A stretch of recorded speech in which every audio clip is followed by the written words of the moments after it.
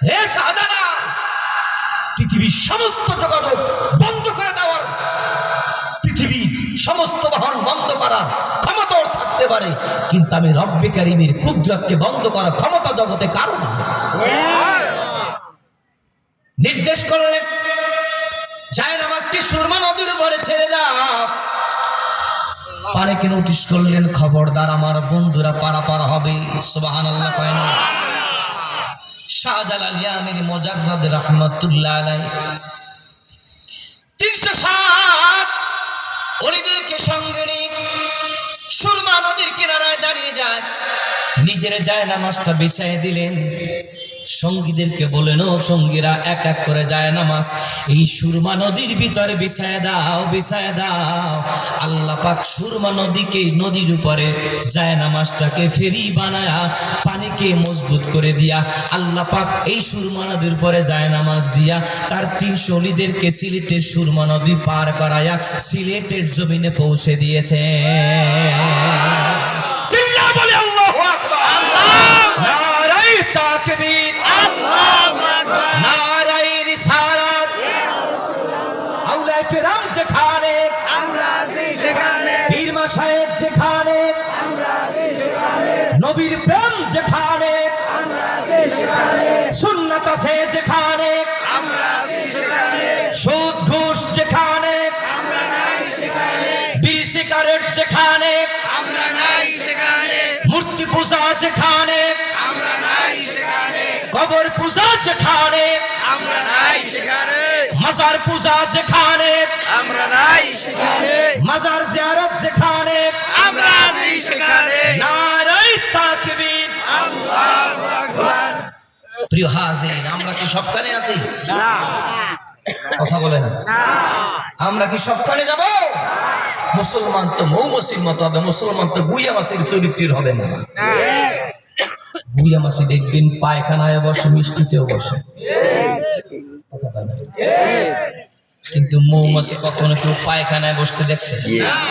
মৌমাছি কোথায় বসে? ফুলে ফুলে বসে।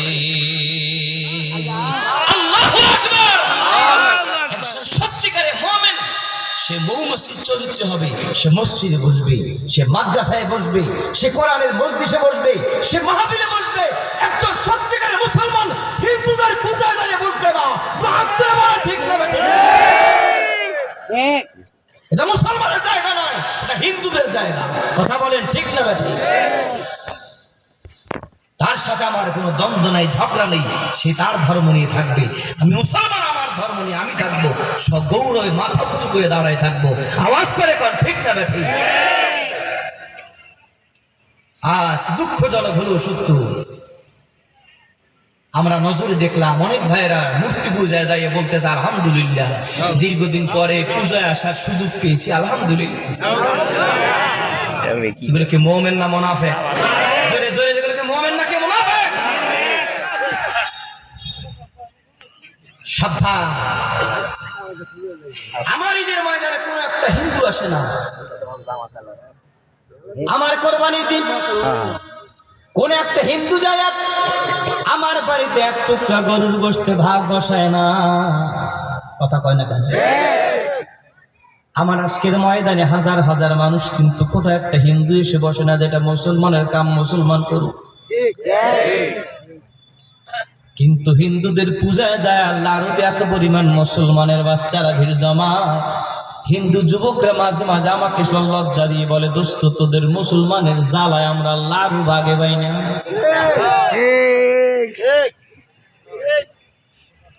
এই কথাটা কি আনন্দের না লজ্জা? বলেন আনন্দের না লজ্জা? সাবধান সাবধান সাবধান। ইমানের দাম বেশি না ভোটের দাম বেশি? বলেন ইমানের দাম বেশি না ভোটের দাম বেশি? আমি একজন মুসলমান হিসাবে সম্পদ হারা হতে রাজি আছি, সন্তান হারা হব রাজি আছি, মা হারা হব রাজি আছি, বাবা হারা হব রাজি আছি, পৃথিবী থেকে চলে যাব রাজি আছি, হৃদয় থেকে ইমানকে ছাড়বো না। তো হাত তুলে বলেন ঠিক আছে? নারায়ে তাকবীর। সাবধান, দুনিয়া ছাড়া যায়, হৃদয় থেকে ইমান ছাড়া যাবে। এই কথা বলেন ঠিক?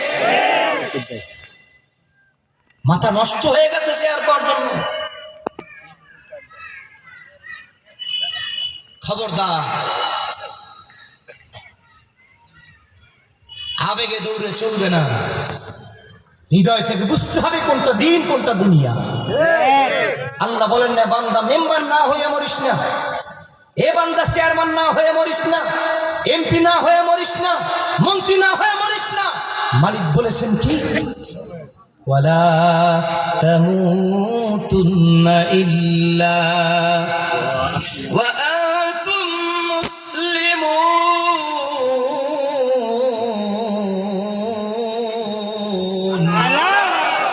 ও বান্দা, দুনিয়াতে আসছে তো মরার জন্য, সেই মরণটা যেন মুসলমান হইয়া হয়। কি কথা বল না কেন? দুনিয়াতে আসছে কি বাঁচতে না মরতে? কথা বলে, দুনিয়াতে আগমন হয়েছি তো মরতে, কিন্তু আরেকটা জীবন আপনার আমার জন্য অপেক্ষমান, যেই জীবনটা হায়াত শুরু আছে মাগার মরণ নাই। কি কথা বলেন না কেন? সেই জগতের শান্তি যদি অর্জন করতে হয়, সেইটা মরার পরে করা যাবে না, আগে কইরে যাইতে হবে। কষ্ট পাচ্ছেন? পরজগতের শান্তি চাই, আল্লাহর জান্নাত চাই। জান্নাতের চাবি কি? বলেন চাবি কি? এই চাবি কি অর্জন করা যাবে মরার পরে না আগে করা লাগবে? তিন বন্ধু রওনা করছে, চলে গিয়েছে ঢাকাতে। গভীর রাত, রাত্র 12:30 পৌঁছে গিয়েছে।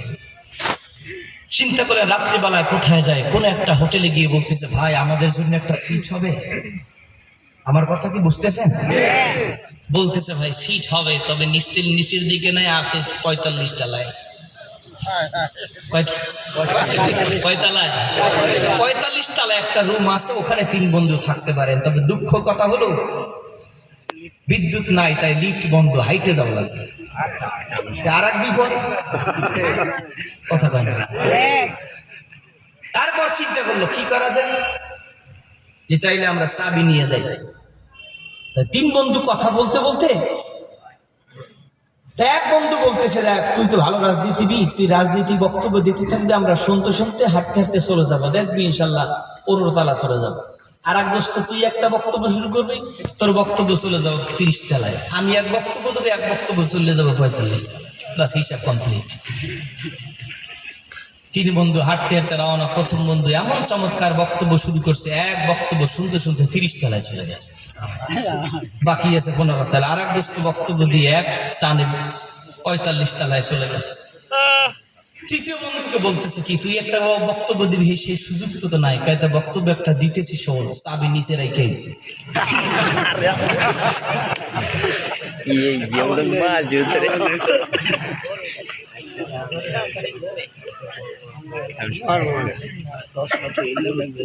আমার ভাইরা, বন্ধুরা, বাবাজি, গল্প শুধু গল্পর জন্য নয়, গল্পের ভিতরে ইবরাত আছে, শিক্ষা আছে।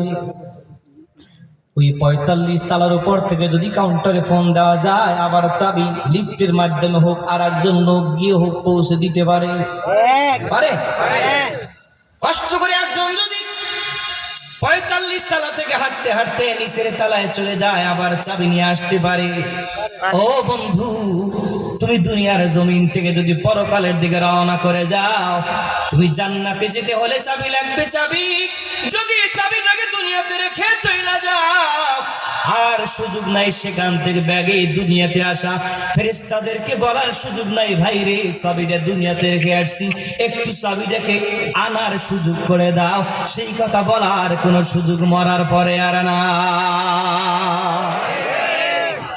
এই জন্য পরকালে শান্তি, পরকালে শান্তি হোক আর আযাব হোক, এটা দুইটা কামাই হবে কোথায়? মরার পরে না আগে? বলেন আগে না পরে? দুই কামাই করে যেতে হবে।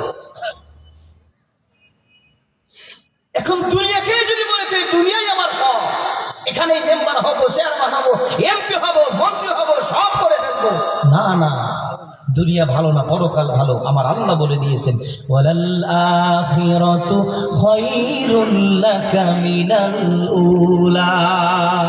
ও বান্দা, জেনে রাখো এই দুনিয়ার চাইতে পরকাল ভালো।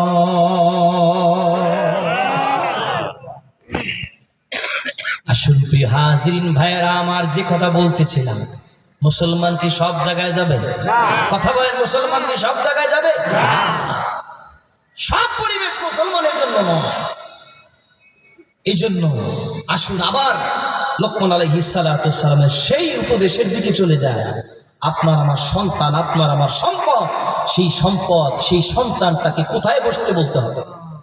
আমার সন্তান যদি মদের আড্ডাখানায় যায়, আমার সন্তানটা যদি গাঁজা ঘরে আড্ডাখানায় বসে, সন্তানটা দিন দিন মদ খাওয়া শিখবে, গাঁজা খাওয়া শিখবে, ওই সন্তান কখনো তসবিহ টেপা শিখবে না। জোরে কান ঠিক না বেটে? এই জন্য কলিজার টুকরা সন্তানের প্রতি ছোটবেলা থেকেই কেয়ার নিতে হবে, তার প্রতি সজাগ দৃষ্টি রাখতে হবে। আমার সন্তান আমার সম্পদ, সেটা যেন আল্লাহ এবং তার রাসূলের পথ মতে জীবন গড়তে পারে। কথা ঠিক না বেটে? প্রিয় সুধী, আমরা অনেক জায়গায় মাহফিলে গেলে অনেক মুরব্বীরা এসে চোখের পানি ছেড়ে দিয়ে বলেন, হুজুর মা বাবার খেদমত করলে কি ফজিলত, এইটা একটু শোনাবে। কি বলে? মা বাবার খেদমত করলে কি ফজিলত অর্জন করা যায়, এইটা একটু বয়ান করবে। একটু বুঝি যে চাচায় সংসার লাইফটা খুব একটা বেশি ভালো নাই, মাইয়ে দোয়া দিয়ে বেশি একটা ঢক নাই। কথা কন? আমি ঠিক সেই মাহফিলে যে বয়ানটা করে আজকেও সেটা শুনাই দিই। সেই বয়ানটা মা বাবার খেদমতের বয়ান না, সেই বয়ানটা মা বাবার একটু উল্টো বয়ান। আমি একটু উল্টো পথে চলছি, একটু উল্টো পথেই বয়ানটা শুনে যায়। কষ্ট হচ্ছে না তো? একটু গভীর মনোযোগ। আমি আপনাদেরকে জিজ্ঞেস করি, সন্তানটা 25, 26, 27, 28, 30 বছরে বিবাহ করে বউকে লইয়া আলাদা হয়ে গেছে। আমি প্রশ্ন ছুটতে চাই, ওই সন্তানটাকে 25 বছর বয়স নিয়েই জন্ম হয়েছিল?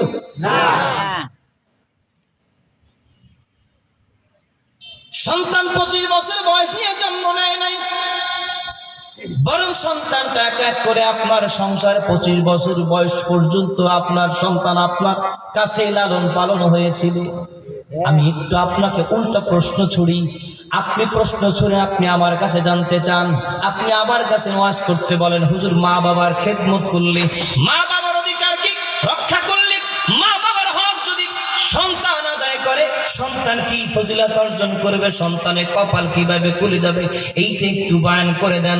তার আগে আমি বলি, ও বাবা, সন্তানটা জন্মের পর থেকে 25 বছর পর্যন্ত আপনি বাবা, আপনার স্ত্রীর সন্তানের মার কাছে আপনার সন্তানটা যা কিছু পাওনা ছিল, হক ছিল, সেইগুলো সন্তানটাকে যথাযথ বুঝিয়ে দিয়েছেন কিনা?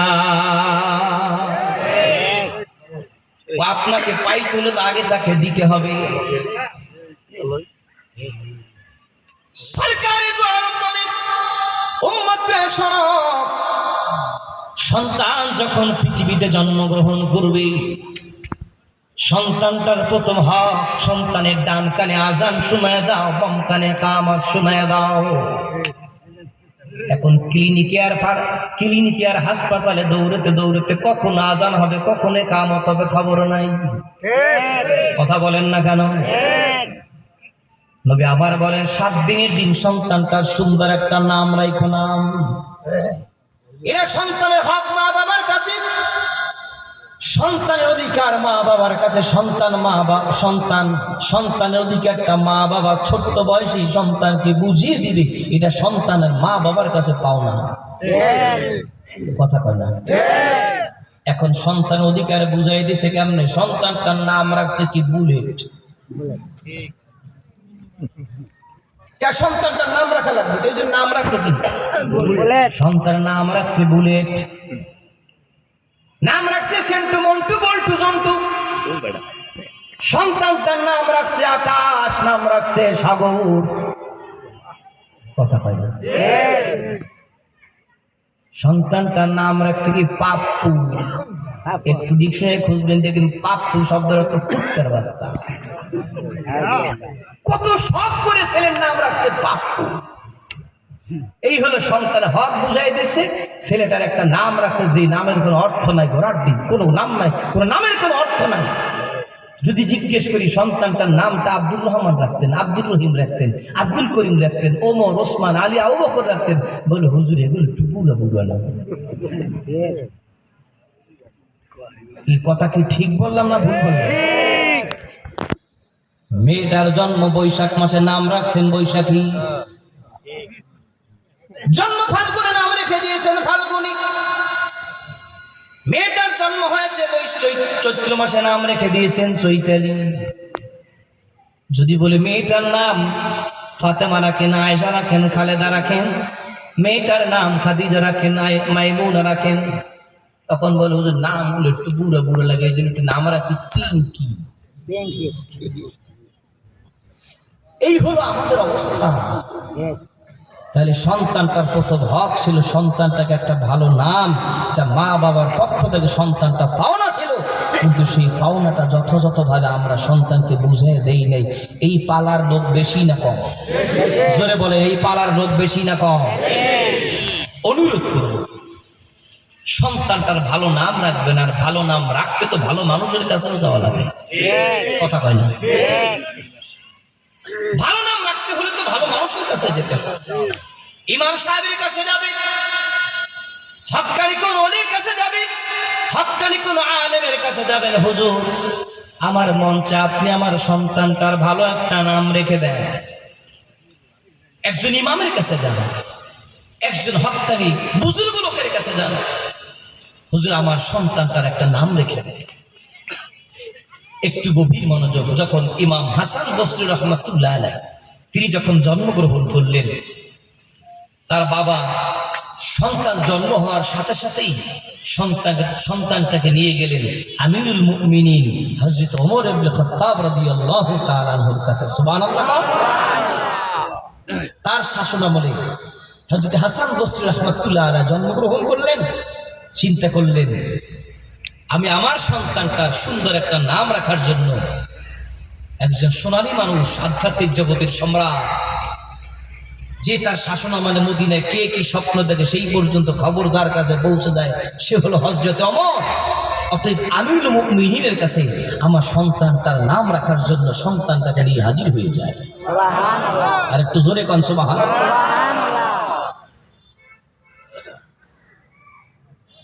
যখন হাজির হলেন হযরত ওমর ফারুক রাদিয়াল্লাহু তাআলা আনহু বলেন, তোমার সন্তানটার আমি একটা নাম রেখে দিলাম, তোমার সন্তানটার নাম হবে হাসান। সুবহানাল্লাহ। আর জোরে কোন সুবহানাল্লাহ। আর কোনো কাজ আছে? বলে হুজুর আরেকটা কাজ আছে। বলে কি? আরেকটি কাজ হলো আমি চাই আমার সন্তানটা পৃথিবীতে আগমনের পরে তার মুখে যে প্রথম খাবারটা ঢুকবে সেটা হোক আমিরুল মুমিনিনের ওই দামি জবান মুবারকের লালা। সুবহানাল্লাহ। আমিরুল মুমিনিন আপনার জবান মুবারক মালিকের কাছে বড় দামি,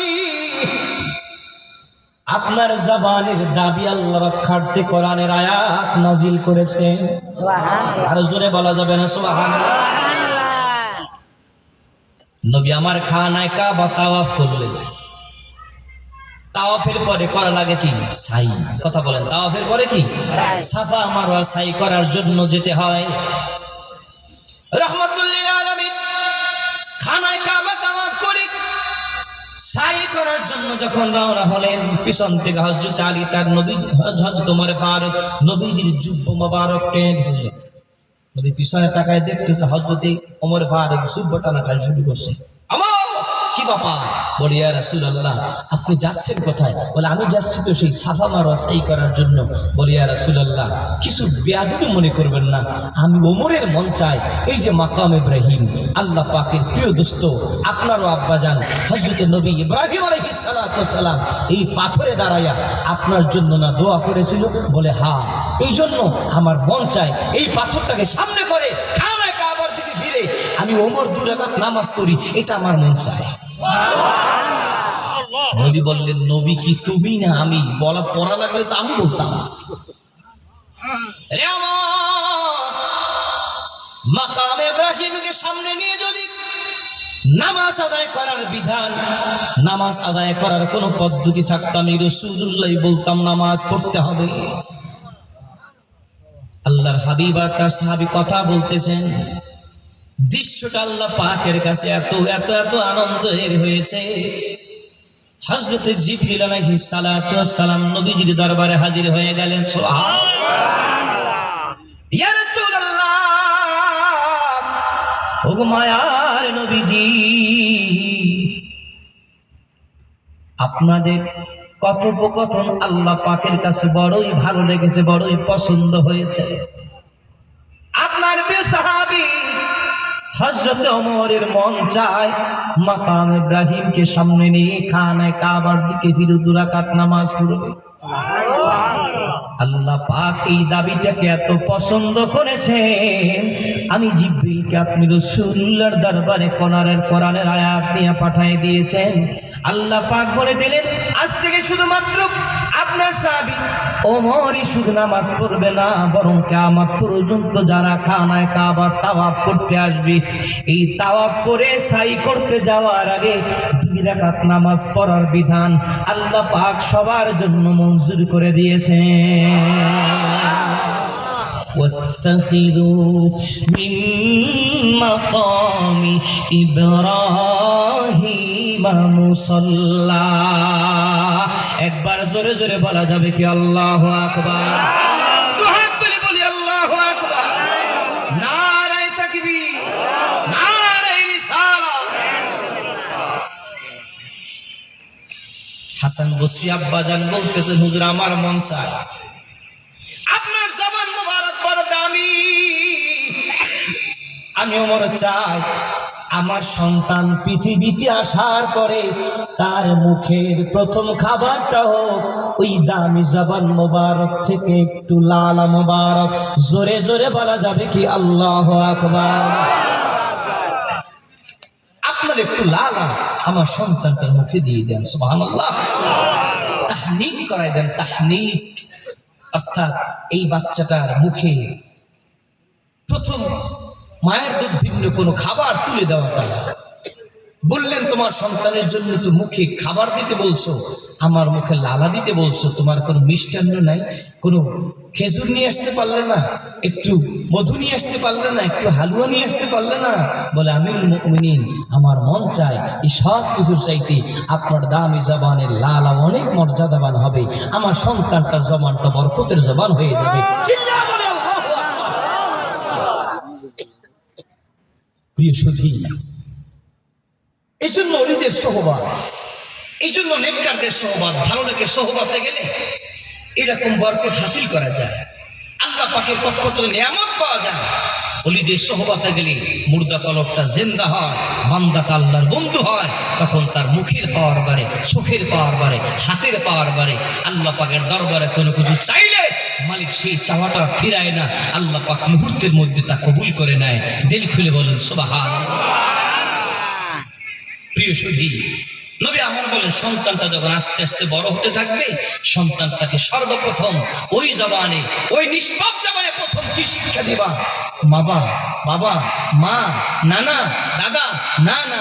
রাসূল শিখাই দিয়েছেন উম্মতকে, সন্তানকে সর্বপ্রথম শিক্ষা দিবে লা ইলাহা ইল্লাল্লাহ মুহাম্মাদুর রাসূলুল্লাহ। সন্তানটাকে প্রথমেই তার জবান দ্বারা কালেমা উচ্চারণ করা শিখাই দাও। এরপর সন্তান যখন আরেকটু বড় হবে, সন্তানটাকে দিন শিক্ষা দিবা, সন্তানটাকে কোরআনের নূর তার কলবে দেওয়ার চেষ্টা করো। নবী আমি রাসূলের সুন্নাতের নূর দিবা, কোরআনের নূর দিবা। নবী আমার বলেন সন্তান আস্তে আস্তে বয়স বাড়তে থাকবে, 7 বছরে পৌঁছে যখন যাবে, সন্তানটাকে হাতে শুধু খেলনা দিও না, শুধু তাকে আনন্দ ফুর্তি শেখাও না, সন্তানটাকে তখন নামাজের কথা বলবে। রাসূল আবার বলে দিলেন মুরু আওলাদাকুম লিস-সালাত ইদা বালাগা 7 সিনিন। সন্তানের বয়স যখন 7 বছর হবে, তখন সন্তানটাকে নামাজের কথা বলবা। সুবহানাল্লাহ। ওয়াদরিবুহুম ইদা বালাগা 10 সিনিন। সন্তানের বয়স যখন 8, 9, 10 বছরে উপনীত হয়ে যাবে, সন্তানটাকে তখন শুধুমাত্র হাত দিয়া বইল না, সন্তানটাকে মুখ দিয়ে বইল না, সন্তানটাকে হাত দিয়াও বইল। অদ্রিবুহুম ইদা বালাগা আশারা সিনিন, সন্তানের 10 বছর হয়ে গেলে খালি মুখ দ্বারা নসিহত কইরো না, একটু উত্তম মাধ্যম লাগাইয়া দিও।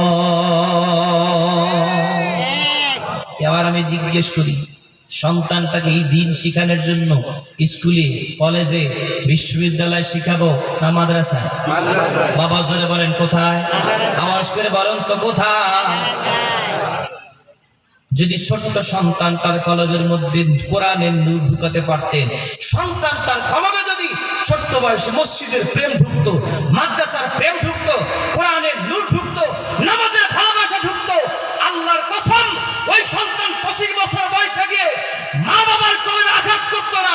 সন্তানটা যদি দিনদার হতো, আল্লাহর প্রেমিক, রাসূলের প্রেমিক হতো, ওই সন্তান কখনো মা বাবাকে বৃদ্ধাশ্রমে আসতে পারে না, বৃদ্ধাশ্রমে রেখে আসতে পারে না। হাত তুলে বলেন ঠিক না ঠিক? সন্তানটাকে ছোটবেলায় শিখিয়ে দিয়েছেন আগডুম বাগডুম ঘোড়ার ডিম, হাট্টিমা টিম, ওরা মাঠে পারে ডিম, ওদের খাড়া দুটি শিং। বলেন এই খাড়া কোন সিংহালা প্রাণীতে গলা চিবার কোন মাঠে কি আন্ডা পারে? মনে হয় শহর এলাকায় সর্বিশেষে হালকা কিছু মনে হয় পারে, ঠিক না?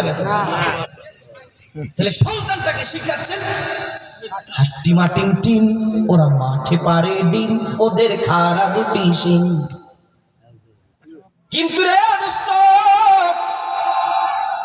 আমার কলিজার টুকরা বাহারে শরীয়ত মুজাদ্দিদ মিল্লাত আল্লামা শাহ সুফি মোহাম্মদ মুহিবুল্লাহ রাহমাতুল্লাহ আলাইহি আপনার আমার ছোট্ট দিনিয়ার সন্তানটার জন্য কিতাব নিজে সামনে বসায়া ওই সন্তানটাকে কেমন সুন্দর কবিতা শিখাতে হবে, কেমন কবিতার সন্দেশ সন্তানটাকে দিন শিখাতে হবে। আমার হুজুরকে দেখেছি সামনে বসে বসে, যিনি কিতাব লিখেছেন বসে বসে হুজুর কেবলাকে শুনিয়েছেন, হুজুরের শুনে সংকলন করেছেন, কথাগুলো ধরিয়েছেন, এইটা না এইটা, এইভাবে এইটা, এইভাবে না এইভাবে করো। সন্তানটাকে একদম বাগদম ঘোড়ার ডিম শিখানোর তরিকা শেখায় নাই। আমার সন্তানটাকে কেমন কবিতা শেখানো হয়েছে একটু শোনায় দেই। কি শোনাবো বলেন? একটু শোনাবো। আমার ছোট্ট সন্তানগুলো একদম মাকদুম ঘোড়ার ডিম পড়ে না।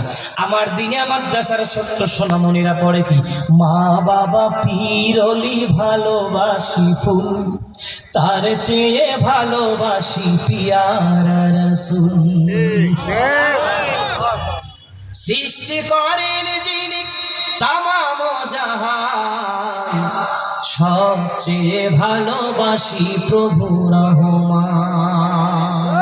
হে রাসূল তোমায় ভালোবাসি, অন্তরে শুধুই মুখে না, জান্নাতের আশায় নয় হে রাসূল, জাহান্নাম কে ডরি না। দিল খুলে বলেন মারহাবা। তোমার ওই নাম শুনিলাম,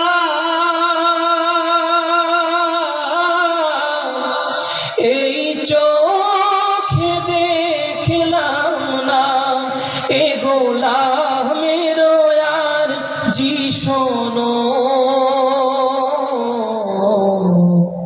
একবার দেখা দাও না হে রাসূল, তোমায় ভালোবাসি, অন্তরে শুধুই মুখে না,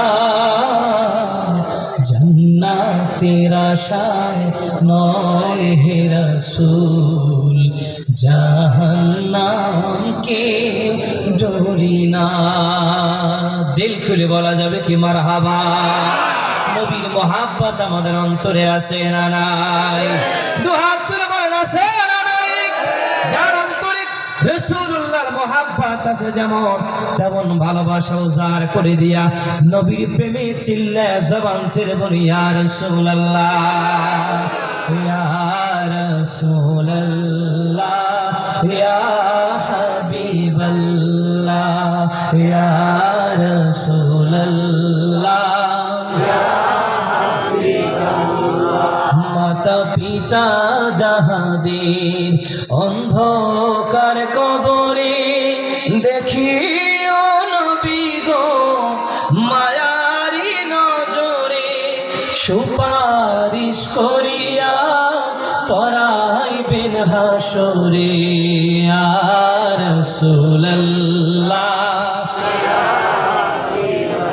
मोहब्बत बढ़िया रसूल अल्लाह या हबीब अल्लाह जोरे जोरे बोलेन मरहबा नबीर मोहब्बते आबार पड़िया रसूल अल्लाह भाईरा আমার সন্তানগুলো ছোট্ট ছোট্ট বাচ্চাগুলো আগডুম বাগডুম ঘোড়ার ডিম শেখে না আমার সন্তানগুলো কি শিখতেছে ইয়াসিন والقرآن الحكيم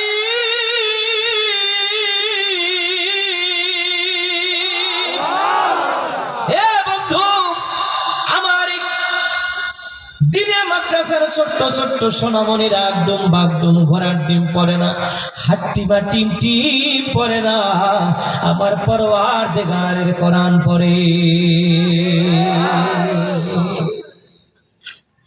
সিদ্ধান্ত আপনার কারণ সন্তান আপনার সম্পদ আপনার সিদ্ধান্ত আপনার সন্তানকে দিন শিখাবেন না দুনিয়া শিখাবেন বড় হয়ে সন্তানটা ডাক্তার হয় হোক ইঞ্জিনিয়ার হয় হোক অফিসার হয় হোক কিন্তু ওটা মুসলমান হিসেবে নামাজ আছে কথা কয় না ওর জন্য নামাজ আছে না নাই সেই নামাজের তরিকা নামাজের সুন্নাত পদ্ধতি নামাজের সূরা কেরাত নামাজের তাসবিহগুলো দোয়াগুলো শিখবে কি কলেজে যাইয়া জোরে জোরে বলেন না কলেজে যাইয়া এইজন্য সন্তানটাকে ছোট্ট বয়সটা দিন শিখা তবেই না সেই সন্তানটা বড় হয়ে আপনার কলিজা আঘাত করবে না আপনি বাবা সন্তানটাকে ছোট্ট বয়সে দিন শিখিয়েছেন ওই সন্তান বড় হয়ে আপনাকে মনে কষ্ট দিয়ে হিন্দু মাইয়ে লইয়ে পলাইবে না কি কথা বলেন না কেন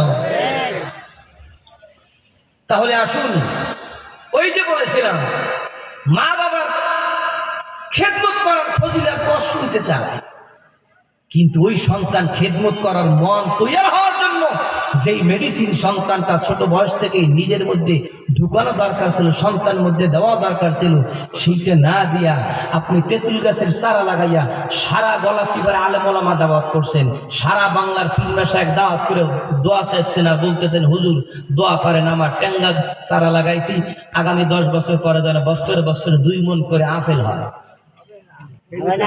কি জোরে বলেন হবে বাবা জোরে বলেন হবে সন্তানটাকে ছোট বয়স থেকে দিন শিখাতে হবে ছোট্ট বয়সে শিখায় দেন বড় হয়ে আর দিন ভুলবে না ও নামাজ ভুলবে না আপনার চারা গাছ লাগাই না দক্ষিণেশ্বরে চারা গাছ রেন্ডি চারা চাম্বল চারা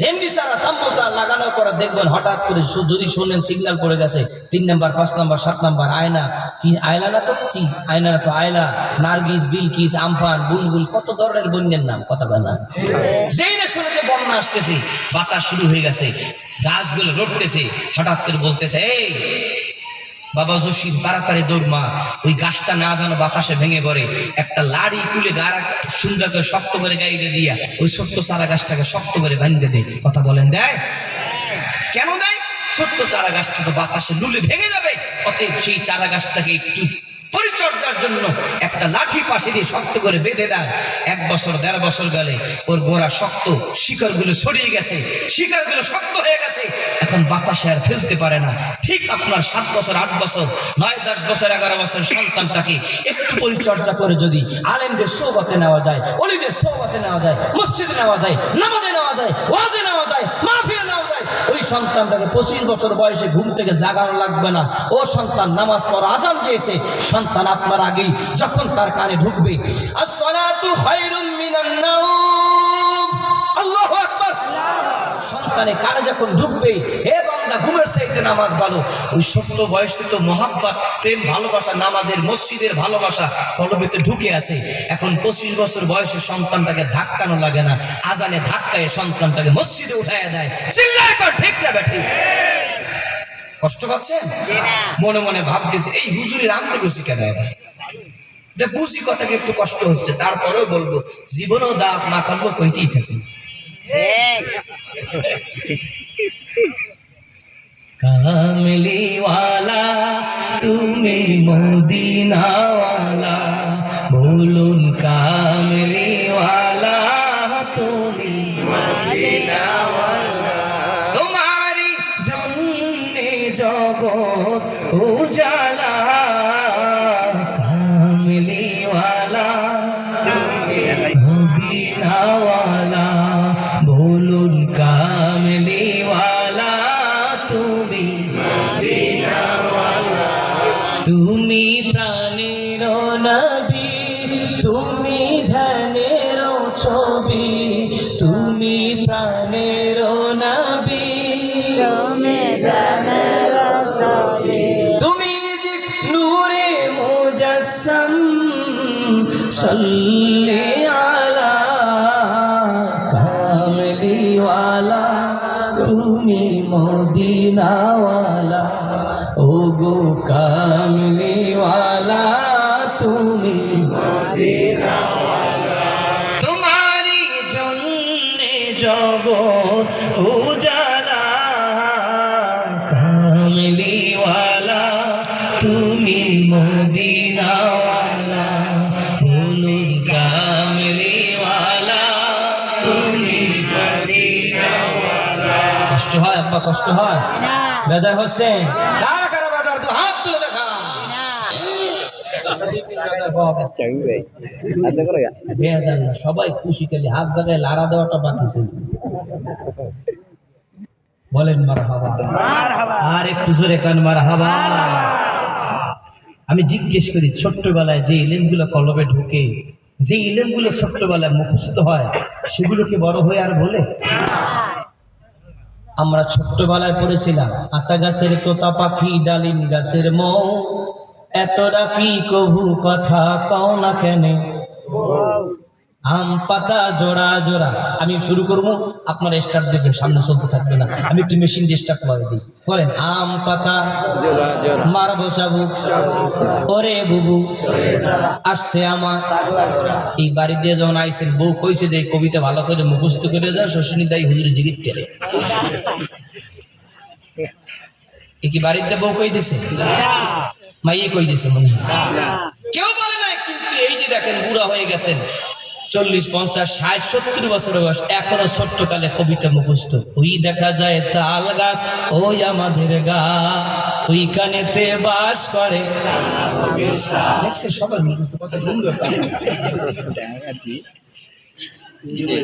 রে ভাই, ছোট্টবেলার ইলম কেমন? আল ইলম ফিস সিগারি কান নকশ ফিল হাজার। ছোট্টবেলার ইলমটা কেমন? আপনি দেখবেন মসজিদ উদ্বোধন হলে ওখানে একটা পাথরে খোদাই করে একটা পাথর লাগায় কথা বলে, পাথরে খোদাই করে লেখে অমুক সালে স্থাপন হয়েছে, অমুকে এটা ভিত্তি স্থাপন করছে, অমুক সালে এটা তৈরি হয়েছে। কথা বলে ঠিক না বা ঠিক? ওইটা কি ঝড়ে, বন্যায়, বৃষ্টিতে, আমফানে, বুলবুলে, রেমালে কি উঠে যায়? ছোট্ট বয়সে ইলমটা তেমন, পাথরে খোদাই করলে সেটা অক্ষয় থাকে যেমন। ছোট্ট বয়সে ইলমটা দিল থেকে মুছে যায় না। আমি এই জন্য বলছি, আমার সন্তানটাকে ছোট বয়সে যদি ওর কলবে যদি আল্লাহর প্রেম, নবীর মুহাব্বত, মা বাবার প্রতি শ্রদ্ধা ভালোবাসা, উস্তাদের প্রতি শ্রদ্ধা ভালোবাসা, বড়দের প্রতি শ্রদ্ধা, ছোটদের প্রতি স্নেহ, এই বিষয়গুলো যদি সন্তানটার দিলের ভিতরে কবিতার মাধ্যমে ঢুকাই দিতে পারতাম, আমার সন্তানটা তো বড় হয়ে, সন্তানটা তো মা বাবা মুরব্বীদের সাথে কখনো বেয়াদবি করার কথা না। অতএব আমার সন্তানটাকে আদর্শ সন্তান করার ক্ষেত্রে ওই যে লোকমান আলাইহিস সালাতু ওয়াস সালাম সন্তানকে নসিহত করলেন, ইয়া বুনাইয়া জালিসিল উলামা, সন্তান তুমি বসবা, কোথায় বসবা? মদের আড্ডাখানায়, গাজার আড্ডাখানায়, বিড়িখোরের সাথে, গাঁজাখোরের সাথে? না না, তুমি যদি আলোকিত মানুষ হতে চাও, জান্নাতি গোলাম হতে চাও, আদর্শ সন্তান হতে চাও, আল্লাহ পাকের সত্যিকারের বান্দা থেকে বন্ধু হতে চাও, তোমার একটাই ঠিকানা, তুমি দুনিয়াতে বসবা, যাই আলেমদের মজলিসে বসবা, ভালো জায়গায় বসবা। চিল্লা এখন সুবহানাল্লাহ। খুশি না বেজা?